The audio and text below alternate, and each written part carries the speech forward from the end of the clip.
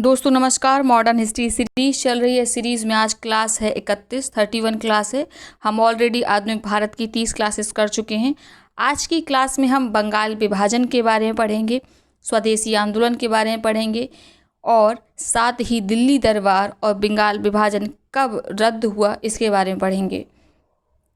बंगाल विभाजन की अगर हम बात करें तो इसके बारे में गोपाल कृष्ण गोखले ने कहा है कि यह ब्रिटिश सरकार की बेहद निर्मम भूल है, यह हमारे घावों पर नमक की तरह है।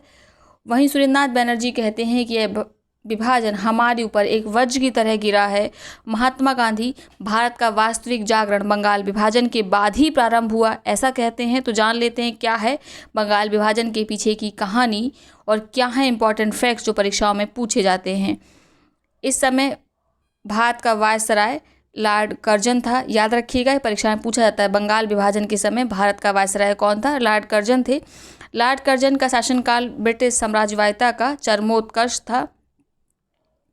कर्जन द्वारा बंगाल विभाजन का निर्णय भारतीय राष्ट्रवादिता को कुचलने का प्रयास था।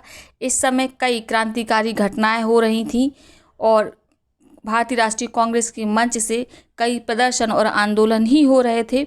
इसी कारण कर्जन ने निर्णय लिया कि किसी तरीके से इस राष्ट्रवादी आंदोलन को, जो लगातार राष्ट्रव्यापी होते जा रहे हैं, इनको कुचलना चाहिए। बंग भंग की पहली सार्वजनिक घोषणा 1903 में की गई, जो कि अनौपचारिक थी। ठीक है, इसके पीछे कुतर्क पेश किया गया। कुतर्क इसलिए कह रही हूँ क्योंकि इनकी मंशा वो नहीं थी जो इन्होंने बताई, इनकी मंशा कुछ और थी। इन्होंने कुतर्क पेश किया कि बंगाल प्रेसिडेंसी अन्य प्रेसिडेंसियों से बहुत बड़ी है, इसमें पूर्वी बंगाल सहित उड़ीसा भी शामिल है, जिसके कारण संयुक्त आबादी वाले बंगाल की प्रशासन चलाने में कठिनाई उत्पन्न होती है। हम देख लेते हैं मैप को एक बार। ये बंगाल का मैप था उस समय का।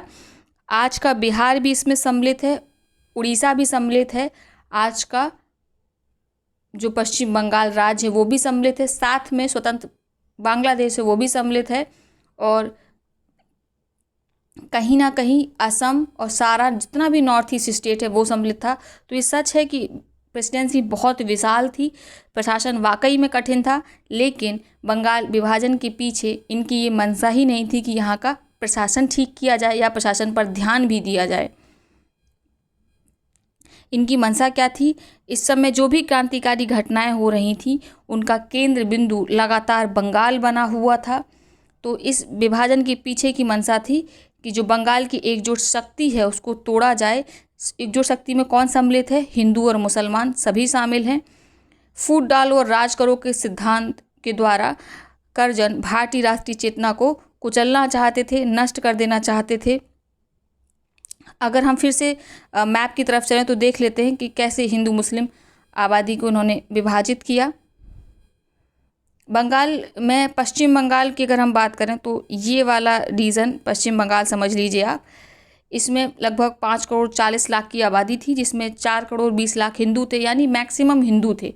और इस वाले रीजन की अगर हम बात करें तो ये पूर्वी बंगाल हो गया, और यहाँ पे लगभग 3 करोड़ 10 लाख टोटल आबादी थी, जिसमें 2 करोड़ की आबादी मुसलमानों की थी। तो इसी आधार पर इन्होंने बांटा कि ठीक है, मुस्लिम अलग कर देते हैं, हिंदू अलग कर देते हैं और इनके बीच सांप्रदायिकता का जहर घोल देते हैं। आपको पता है दिसंबर 1903 में भी हम बात कर चुके हैं, कर्जन ने अनौपचारिक घोषणा की थी कि बंगाल के विभाजन किया जाएगा। जैसे ही ये खबर राष्ट्रवादी नेताओं को लगती है वो तुरंत अनेक सभाएं आयोजित करते हैं, इसका तीव्र विरोध करते हैं। इस देशव्यापी विरोध के बावजूद एक औपचारिक घोषणा करते हैं कर्जन 20 जुलाई 1905 को, और बंगाल विभाजन की घोषणा की जाती है इस दिन। तो याद रखिएगा, ये तारीख पूछी जाती है। कारण क्या है? ये अनौपचारिक है, इसीलिए परीक्षा की दृष्टि से इम्पॉर्टेंट नहीं है। ये प्रश्न सीधे सीधे आता है, कर्जन ने बंगाल विभाजन की घोषणा कब करी? तो 20 जुलाई 1905 को की। जैसे ही ये घोषणा होती है, प्रतिक्रिया स्वरूप कासिम बाजार के महाराज मणिंद्र चंद्र नंदी, नाम याद रखिएगा, 7 अगस्त 1905 को कलकत्ता के टाउन हॉल में बड़ी जनसभा आयोजित करते हैं और स्वदेशी आंदोलन प्रारंभ करने की घोषणा करते हैं। ठीक है, और इस इस जनसभा में बहुत बड़े बड़े नेता सम्मिलित थे, प्रमुख नेता सम्मिलित थे, बड़ी संख्या में विद्यार्थी भी मौजूद थे। इतना विरोध प्रदर्शन होने के बावजूद 16 अक्टूबर 1905 को बंगाल विभाजन प्रभावी कर दिया गया। यानी जो घोषणा की थी 20 जुलाई 1905 को, उसको अब 16 अक्टूबर 1905 को प्रभावी कर दिया गया। तो याद रखिएगा, बंगाल विभाजन किस दिन हुआ? 16 अक्टूबर को। ये डेट इम्पॉर्टेंट है, पूछा जाएगा। हम एक बार फिर से समझ लेते हैं, मैप की तरफ चलते हैं, कैसे बंगाल विभाजन किया गया। देखिए, बंगाल में पश्चिमी और पूर्वी में डिवाइड किया गया था। उद्देश्य वही था, हिंदू मुसलमान को बांटना। तो ये पूर्वी बंगाल में राजशाही, दक्कन, ये चटगांव और ये असम वाला प्रांत सम्मिलित था। वहीं पश्चिमी बंगाल में बिहार, उड़ीसा और पश्चिम बंगाल था। ठीक है, तो याद रखिएगा, ये इम्पॉर्टेंट चीज़ हमने आपको बता दी। एक बार मैप से क्लियर हो जाता है ना। तो 16 अक्टूबर को मैंने आपको बताया कि बंगाल विभाजन लागू कर दिया गया, इसको मूर्त रूप प्रदान कर दिया गया, जो घोषणा उन्होंने 20 जुलाई को की थी। तो पूरे देश में शोक की लहर दौड़ जाती है और 16 अक्टूबर को शोक दिवस मनाया जाता है। इस दिन लोग खाना नहीं खाते हैं, वंदे मातरम गाते हुए, पदयात्रा करते हुए गंगा में स्नान करते हैं। गुरुदेव रविन्द्रनाथ टैगोर ने इस दिन हिंदू मुस्लिम एकता के लिए राखी दिवस मनाया। तो इस दिन हिंदू मुसलमानों ने 16 अक्टूबर के दिन एक दूसरे को राखी बांधी। ठीक है, इसी दिन SN बैनर्जी, सुरेंद्रनाथ बैनर्जी, आनंद मोहन बोस ने एक बड़ी जनसभा घोषित की, जो सबसे बड़ी स्वतंत्रता आंदोलन की जनसभा थी उस समय तक। आंदोलन के कुछ घंटों में ही 50,000 रुपये एकत्रित हो गया, जो जनता के द्वारा दिया हुआ था। इस आंदोलन का खर्च ताकि चलाया जा सके, तो ये फैक्ट्स पूछे जाते हैं। सबसे पहला, किसने राखी दिवस की घोषणा करी, किसकी सुझाव पर? तो याद रखिएगा, रविन्द्रनाथ टैगोर के सुझाव पर। शोक दिवस कब मनाया गया? 16 अक्टूबर को। ठीक है, कौन सा गीत गाया गया? वंदे मातरम गाया गया। ये सब फैक्ट्स पूछे जाते हैं। जहाँ पे राष्ट्रव्यापी विरोध हो रहा था, राष्ट्रवादी भावना के कारण विरोध हो रहा था, राष्ट्रीय भावना के कारण विरोध हो रहा था, उसमें कुछ लोग थे जो बंगाल विभाजन का समर्थन भी कर रहे थे, क्योंकि उन्हें लग रहा था कि उन्हें पूर्वी बंगाल में मुस्लिम बहुल क्षेत्र मिल जाएगा राजनीति करने के लिए।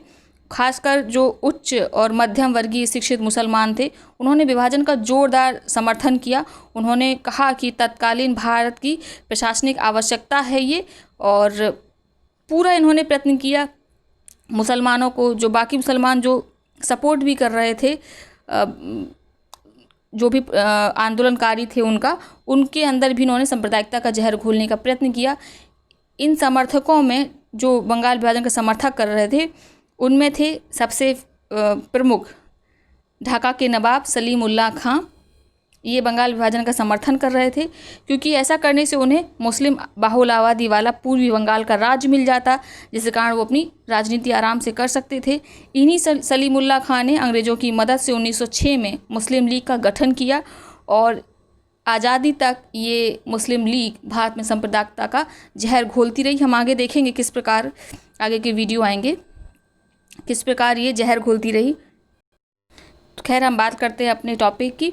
आपको पता है 7 अगस्त 1905 को टाउन हॉल में जो मणि चंद्र नंदी की अध्यक्षता में जनसभा हुई थी, उसमें स्वदेशी आंदोलन को प्रारंभ करने की घोषणा की गई थी। तो भारत में स्वदेशी लहर चल पड़ी, स्वदेशी आंदोलन शुरू हो गया। स्वदेशी और बहिष्कार आंदोलन ने जन जागरण हेतु स्वयंसेवी संगठनों की भी मदद ली। इन संगठनों ने लोगों को आंदोलन के प्रति उत्साहित किया, एक विशाल जनमत उनके पक्ष में बनाया। इन संगठनों में सर्वाधिक महत्वपूर्ण संगठन था स्वदेश बांधव समिति। याद रखिएगा, इसके संस्थापक थे बरिशाल के एक अध्यापक अश्विनी कुमार दत्त। ठीक है, स्वदेश बांधव समिति के संस्थापक कौन है? अश्विनी कुमार दत्त। कहाँ के ही? बरिशाल के थे, अश्विनी कुमार दत्त, नाम याद रखिएगा। ये अपने क्षेत्र के जो बहुसंख्यक मुसलमान थे, उन्होंने आंदोलन के पक्ष में प्रेरित किया, और उसमें सफल भी हुए। इस समिति ने सदस्यों को नैतिक शारीरिक प्रशिक्षण दिया, स्कूल खोले, तकनीकी शिक्षा प्रदान की, मुकदमे निपटाने के लिए इन्होंने पंच अदालतें भी बनाई। ठीक है, अगस्त 1906 तक जो इनकी समिति थी स्वदेश बांधव समिति, इसके अंतर्गत जो पंच अदालतें चल रही थी, लगभग 89 पंच अदालतें थी, उसके जरिए 523 विवादों का निपटारा किया गया था। ये क्या मैसेज देना चाहते थे कि हम आत्मनिर्भर बने, हमें न्याय पाने के लिए या किसी विवाद को निपटाने के लिए अंग्रेजी अदालतों का दरवाज़ा खटखटाने की आवश्यकता नहीं है। स्वदेशी आंदोलन के प्रचार के लिए त्योहारों का, मेलों का, लोकगीत, नाटक सबका सहारा लिया गया। गणपति महोत्सव, शिवाजी जयंती, इन सब का भी सहारा लिया गया। इस प्रकार आंदोलन पश्चिमी और पूर्वी भारत में अपने चरम बिंदु पर पहुंच गया। इसकी सबसे बड़ी विशेषता यह थी कि इसने आत्मनिर्भरता एवं आत्मशक्ति का नारा दिया। सामाजिक स्तर पर कई रचनात्मक कार्य किए गए और रचनात्मक कार्य करने के लिए प्रेरित भी किया गया। इसी समय कांग्रेस का 21वां अधिवेशन होता है बनारस में, जिसकी अध्यक्षता गोपाल कृष्ण गोखले करते हैं। ठीक है, तो याद रखिएगा कब हुआ था, 1905 में हुआ था। पेन ले लेते हैं। ठीक है, इस जैसे ही यहाँ से पास होता है, पारित होता है यह प्रस्ताव, यह स्वदेशी आंदोलन संपूर्ण देश में फैल जाता है। देश में विदेशी वस्तुओं का बहिष्कार किया जाने लगता है और विदेशी वस्त्रों की होली जलाई जाने लगती है। लोगों ने विदेशी वस्तुओं का प्रयोग वाले विवाह समारोह का बहिष्कार कर दिया। ब्राह्मणों ने उन पूजा में फेरे वाले जो मंत्र होते हैं ना, वो पढ़ने से मना कर दिया जिस भी विवाह में विदेशी वस्तुओं का प्रयोग होता था।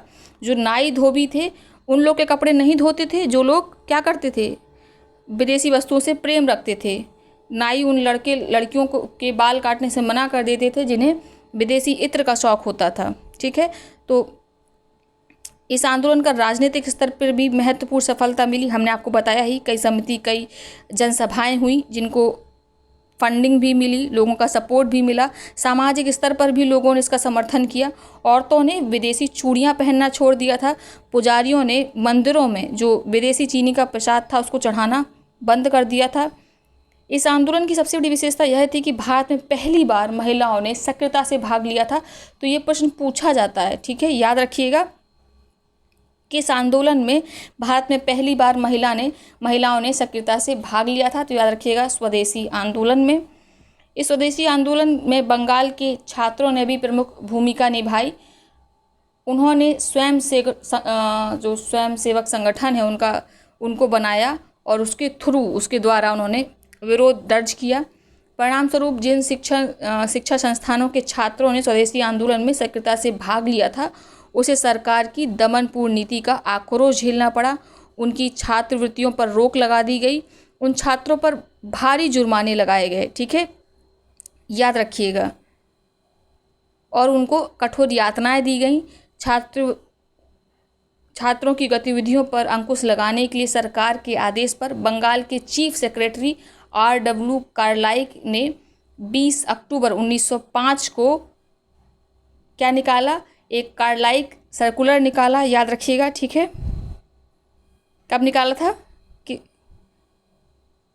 22 अक्टूबर 1905 को। इस सर्कुलर में था क्या, इस अध्यादेश में सभी जिला मजिस्ट्रेटों को यह निर्देश दिया गया कि बंगाल में जो भी सरकारी सहायता प्राप्त स्कूल हैं उनके प्रिंसिपल को निर्देशित किया जाए कि यदि उनके विद्यालय से कोई भी विद्यार्थी स्वदेशी या किसी बहिष्कार आंदोलन में संलिप्त पाया जाता है तो उस विद्यालय की सरकारी सहायता बंद कर दी जाएगी।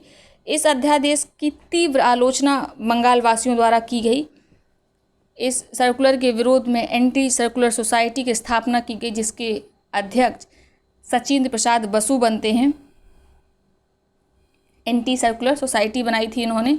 और 14 अगस्त 1906 को बंगाल नेशनल कॉलेज की स्थापना की गई, जिसका उद्देश्य लोगों को साहित्यिक, वैज्ञानिक, तकनीकी शिक्षा देना था। इस कॉलेज के प्रथम प्रिंसिपल या प्राचार्य बनते हैं अरविंद घोष। आपने देखा कि चूँकि जो सरकारी सहायता प्राप्त विद्यालय हैं उनके छात्रों पर कार्रवाइयाँ हो रही थी, उन्हें छात्रवृत्ति नहीं मिल रही थी, इसीलिए आत्मनिर्भरता का और स्वदेश का एक एग्जाम्पल सेट करते हुए इस समय कई विद्यालय खोले गए थे बंगाल में, जिनमें एक बंगाल नेशनल कॉलेज है और अभी एक और पढ़ेंगे हम। तो याद रखिएगा इस समय स्वदेशी के लिए प्रफुल्ल चंद्र राय ने बंगाल केमिकल स्वदेशी स्टोर खोला तथा अन्य माचिस, हथकरघा आदि कारखानों की भी इन्होंने स्थापना की। स्वदेशी को व्यापक जनाधार मिला और इसी समय रविन्द्रनाथ टैगोर के भाई हैं अविनाश टैगोर, इन्होंने 1906 में Indian society of oriental arts की स्थापना की, जिससे प्राचीन भारतीय कला संस्कृति का शिक्षण और इसमें छात्रवृत्ति भी बच्चों को प्रदान की जाती थी। इस संस्था द्वारा पहली छात्रवृत्ति नंदलाल नामक छात्र को मिली थी, याद रखिएगा, ठीक है। रविन्द्रनाथ टैगोर द्वारा स्थापित Indian society of oriental arts में किस विद्यार्थी को सबसे पहले छात्रवृत्ति मिली? तो नंदलाल को, नाम याद रखिएगा। अब बात करते हैं, इतना कुछ हुआ, जन समर्थन मिला, उसके बावजूद भी स्वदेशी आंदोलन असफल रहा। कारण क्या था? बहिष्कार स्वदेशी आंदोलन का बाहरी उन्माद कुछ समय बाद शिथिल पड़ गया, क्योंकि जो बड़े नेता थे वो या तो गिरफ्तार हो गए थे या उन्हें निर्वासित कर दिया गया था, जिससे यह आंदोलन नेतृत्व विहीन हो गया था। इस बंगाल के दो नेता थे बिपिन चंद्र पाल, अरविंद घोष, इन्होंने सक्रिय राजनीति से संन्यास ले लिया था और जो व्यापारी वर्ग था उसने पूरे मन से इस आंदोलन का समर्थन नहीं किया। कारण क्या था? क्योंकि आप जान रहे हैं विदेशी वस्तुओं की होली जलाई जा रही थी, खासकर वस्त्रों की, सामानों की तोड़फोड़ की जा रही थी और लोग लगातार जो भी विदेशी सामान थे उसका इस्तेमाल नहीं कर रहे थे। इस कारण कहीं ना कहीं व्यापारी वर्ग खिन्न हो उठा था, तो व्यापारी वर्ग तो समर्थन नहीं किया इसमें। और दूसरी चीज़, सरकार ने आंदोलन को कुचलने के लिए कई दमन चक्र चलाए थे, जिसके फलस्वरूप कांग्रेस के अंदर क्या हुआ था, जो उग्रवादी लोग थे या जो राष्ट्रीयता की भावना रखते सभी थे, लेकिन उग्रवादी चरण के कारण कुछ कांग्रेस में गुट बन गया था जो कहने लगा था कि अब हमें भी इसी तरह की लड़ाई करनी चाहिए, बम पिस्तौल वाली लड़ाई करनी चाहिए, अनुनय विनय से काम नहीं चलेगा, प्रदर्शन या आंदोलन से काम नहीं चलेगा। तो कांग्रेस में आंतरिक कलह बढ़ गई थी और जिसके कारण आपको पता 1907 में सूरत अधिवेशन में कांग्रेस का विभाजन हो गया था। सूरत अधिवेशन की अध्यक्षता किसने की थी? रास बिहारी बोस ने। हमने कल ही पढ़ा है, अगर आपने वो क्लास नहीं की है तो प्लीज़ उस क्लास को पहले कर लीजिए। इस कारण क्या हुआ आपको पता है, जैसे ही विभाजन होता है तो उग्रवादी निकल जाते हैं कांग्रेस से बाहर, तो इस कारण आंदोलन का एक मजबूत नेतृत्व करने वाला तो ख़त्म ही हो गया, समझ लीजिए। और इस आंदोलन की एक बात और थी कि निम्न वर्ग इसमें सफलता से नहीं जुड़ पाए, ये आंदोलन उच्च और मध्यम वर्ग तक ही सीमित रहा। लेकिन फिर भी हम ये नहीं कहेंगे कि स्वदेशी आंदोलन पूरी तरीके से असफल हो गया था, क्योंकि कहीं ना कहीं अंग्रेज बिल्कुल डर गए थे। उन्होंने वायसराय लॉर्ड कर्जन को बुला लिया था और भारत में नए गवर्नर आए थे, लॉर्ड हार्डिंग द्वितीय।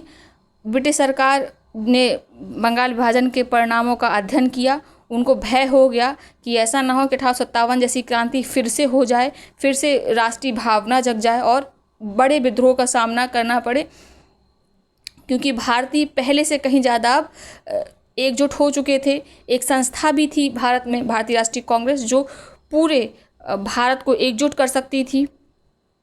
इसीलिए क्या किया गया, 1911 में दिल्ली दरबार होना था, जिसमें ब्रिटिश जॉर्ज पंचम और क्वीन मैरी भारत आई हुई थी। भारत के दौरे पर वो पहले से ही निश्चय करके आए थे कि इस दिल्ली दरबार में बंगाल विभाजन की घोषणा को कहा जाएगा, आदेश जारी किया जाएगा।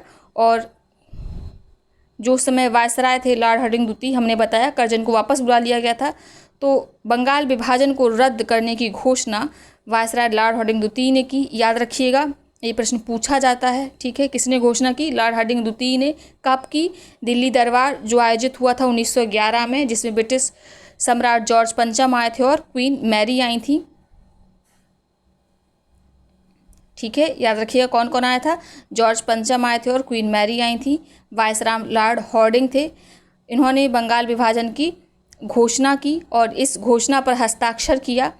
किसने? जॉर्ज पंचम ने, क्वीन मैरी ने और लॉर्ड हार्डिंग द्वितीय ने। साथ में भारत सचिव मार्ले ने भी इस पर हस्ताक्षर किया। इस घोषणा से पश्चिमी तथा पूर्वी बंगाल को संयुक्त कर दिया गया, उसे एक प्रांत बना दिया गया, जबकि बिहार और उड़ीसा को बंगाल से अलग कर दिया गया था और असम को भी अलग कर दिया गया था, ठीक है।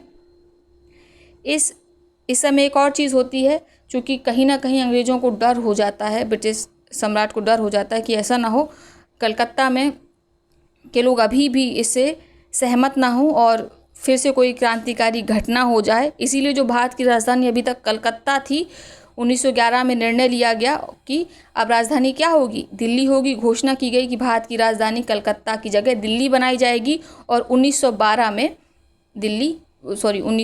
में राजधानी दिल्ली बन भी जाती है। ठीक है, तो 1911 में घोषणा हुई और 1912 में दिल्ली राजधानी बन जाती है। तो ये था all total important facts Bengal विभाजन और स्वदेशी आंदोलन से संबंधित।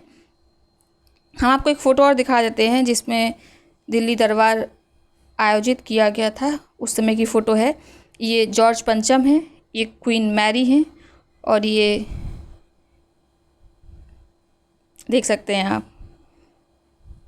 तो आई होप आपको वीडियो अच्छी लगी होगी। अगर वीडियो पसंद आई है तो वीडियो को लाइक करें, साथ में अपने मित्र और सहपाठियों के साथ शेयर करना बिल्कुल ना भूलें। बहुत बहुत धन्यवाद।